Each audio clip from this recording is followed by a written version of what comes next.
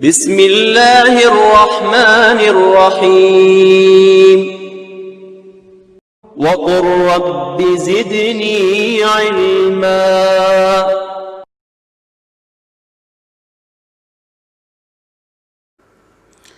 بسم اللہ والصلاة والسلام علی رسول اللہ وبعد۔ محترم بھائیوں اور بہنوں، السلام علیکم ورحمۃ اللہ وبرکاتہ۔ پروگرام نبوی قصے میں آپ سب کا استقبال ہے، اور آج ہماری گفتگو کا ٹاپک ہوگا بے زبان جانوروں پر رحم کا قصہ۔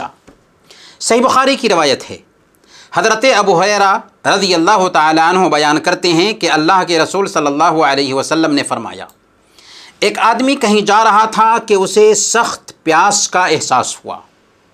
وہ ایک کنویں میں اترا، پانی پیا اور باہر نکلا تو دیکھا کہ ایک کتا ہانپتے ہوئے گیلی مٹی چاٹ رہا ہے، کیونکہ اسے شدید پیاس لگی ہوئی تھی۔ اس آدمی نے سوچا کہ اس کتے کو بھی ویسے ہی پیاس لگی ہوگی جیسے مجھے پیاس لگی ہوئی تھی۔ چنانچہ وہ دوبارہ کنویں میں اترا، اپنے موزے کو پانی سے بھرا، اسے اپنے منہ سے تھاما اور باہر آ کر اس کتے کو پانی پلا دیا۔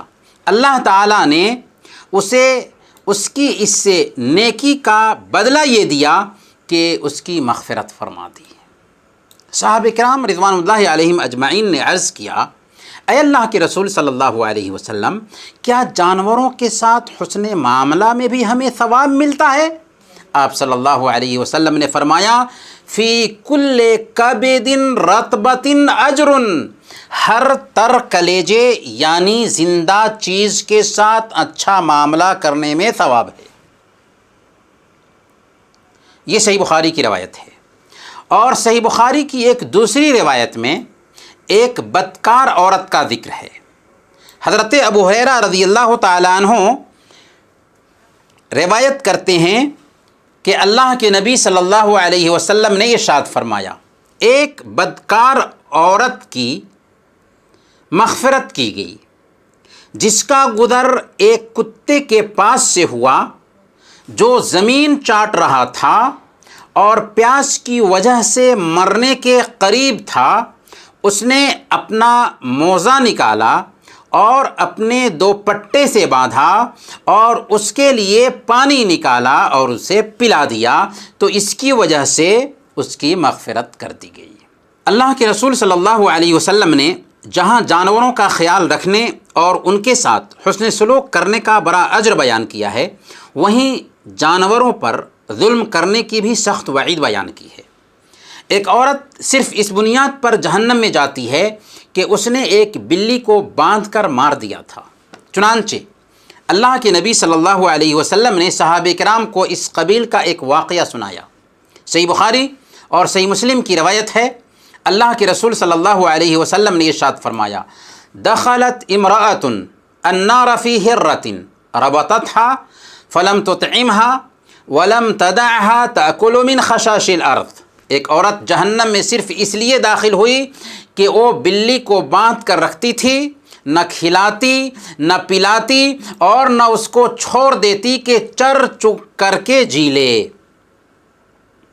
یعنی ایک عورت اس وجہ سے جہنمی قرار پائی کہ اس نے بلی کو باندھ دیا تھا، کھلاتی پلاتی نہیں تھی اور نہ ہی آزاد چھوڑتی تھی کہ چر چگ کر کے زندگی گزار سکے، یہاں تک کہ بلی مر گئی۔ اس جرم کی وجہ سے اللہ تعالیٰ نے اس عورت کو جہنم میں داخل کیا۔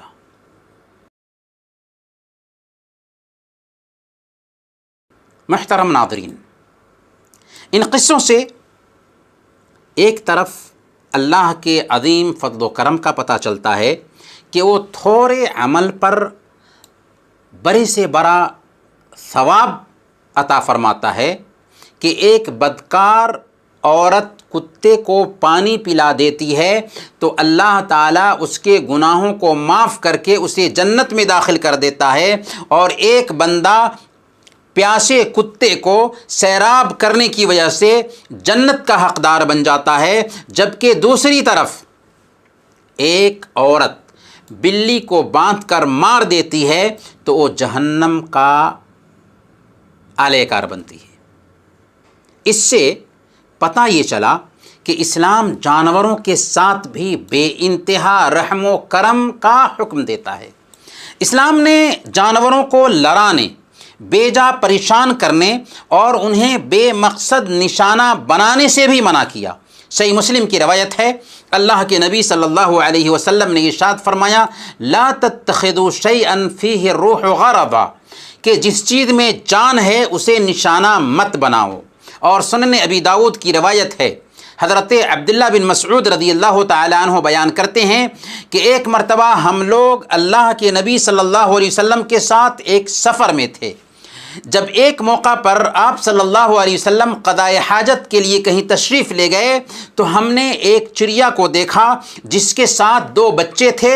ہم نے ان دونوں بچوں کو پکڑ لیا۔ اس کے بعد چڑیا آئی اور وہ اپنے بچوں کی گرفتاری پر احتجاج کرنے لگی۔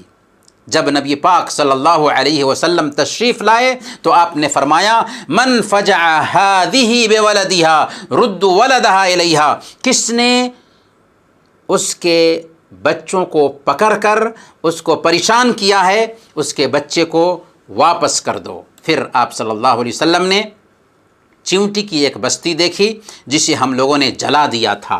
آپ صلی اللہ علیہ وسلم نے فرمایا کہ اسے کس نے جلایا ہے؟ ہم نے کہا کہ ہم سب نے جلایا ہے۔ آپ صلی اللہ علیہ وسلم نے فرمایا، انہ لا ينبغی ان يعذب بالنار الا رب النار، اللہ کے سوا کسی کے لیے آگ کی سزا دینا مناسب نہیں ہے۔ گویا اسلام اس بات کو بھی برداشت نہیں کرتا ہے کہ پرندے کو اس کے چوزوں اور بچوں سے محروم کیا جائے۔ بے زبان جانوروں کے ساتھ بھی اسلام رحم کا معاملہ کرنے کا حکم دیتا ہے۔ سنن ابی داؤد کی روایت ہے، ایک مرتبہ اللہ کے رسول صلی اللہ علیہ وسلم ایک اونٹ کے قریب سے گزرے تو دیکھا کہ بھوک اور پیاس کی وجہ سے اس کی پیٹ سے لگ گئی ہے۔ آپ صلی اللہ علیہ وسلم نے فرمایا، اتقوا اللہ فی هذه البہائم المعجمہ فرکبوها صالحہ وکلوها صالحہ، ان بے زبان چوپایوں کے بارے میں اللہ کا ڈر رکھو، ان پر ایسی حالت میں سواری کرو جب کہ وہ سواری کے قابل ہوں، اور اس حالت میں ان کو کھاؤ جب کہ وہ کھانے کے قابل ہوں۔ محترم ناظرین، بعض نادان یہ سمجھتے ہیں کہ غذائی ضرورت کے تحت جانوروں کو ذبح کرنا جانوروں کے ساتھ رحم و کرم کے منافی عمل ہے، حالانکہ یہ ان کی غلط فہمی ہے، بلکہ کج فہمی ہے۔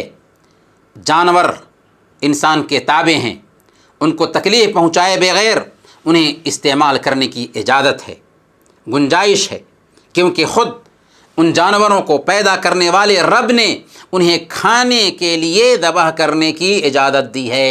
بلکہ اسلام نے اگر کھانے کے لیے بھی جانور ذبح کر رہے ہوں تو ان ذبح کیے جانے والے جانوروں کے ساتھ حسن معاملہ کی تاکید کی۔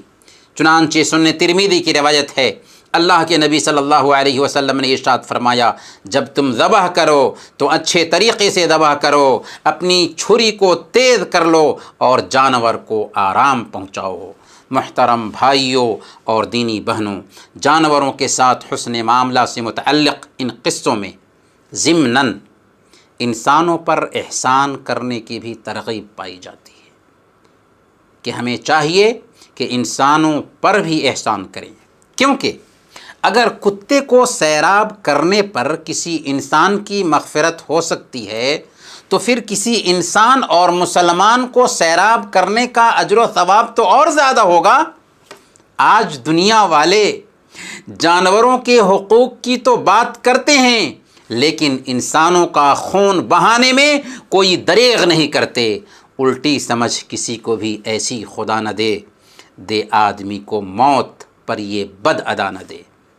اس قصے سے ہمیں یہ بات بھی سمجھ میں آئی کہ اللہ چاہے تو توبہ کے بغیر بدکار عورت کے گناہوں کو معاف کر کے اسے جنت میں داخل کر دے، اس کے اخلاص کی بنیاد پر۔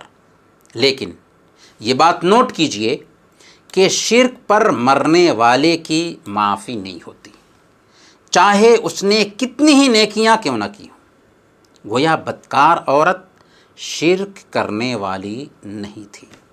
انہی چند کلمات کے ساتھ ہم آج کے ایپیسوڈ کو ختم کرتے ہیں۔ اگلے ایپیسوڈ میں انشاءاللہ پھر ملیں گے، تب تک کے لیے اجازت دیجیے۔ وصلی اللہ علی نبینا محمد وعلی آلہ وصحبہ اجمعین۔